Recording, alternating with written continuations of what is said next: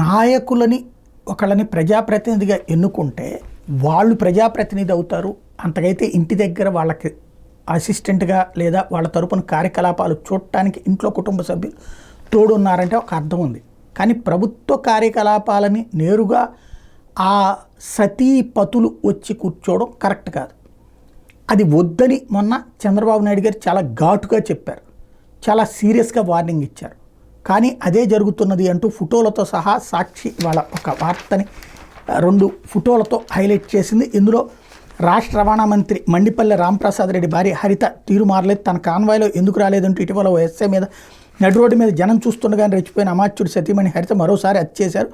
అన్నమయ్య జిల్లా చిన్నమండెం మండలం బోరెడ్డి గారిపల్లె రైతు సేవా కేంద్రంలో మంత్రి రాంప్రసాద్ రెడ్డి భార్య హరిత వ్యవసాయ శాఖ ఆధ్వర్యంలో మంగళవారం నిర్వహించిన పొలం పిలుస్తోంది కార్యక్రమానికి హాజరై అన్నీ తానే అన్నట్టు రైతుల ముందు ఫోజు కొట్టారు. హరితకు ఏ పదవి అధికారం లేకపోయినా ఇలా ప్రభుత్వ కార్యక్రమంలో పాల్గొనడంతో అధికారులు ఏమీ అనలేక మెన్నకొండిపోగా ఆమె తీరుని రైతులు ఆక్షేపించారు. రైతులు ఎవరు ఆక్షేపించుండరు, ఆక్షేపిస్తే కనుక ఆమె అలా కూర్చోదు కదా.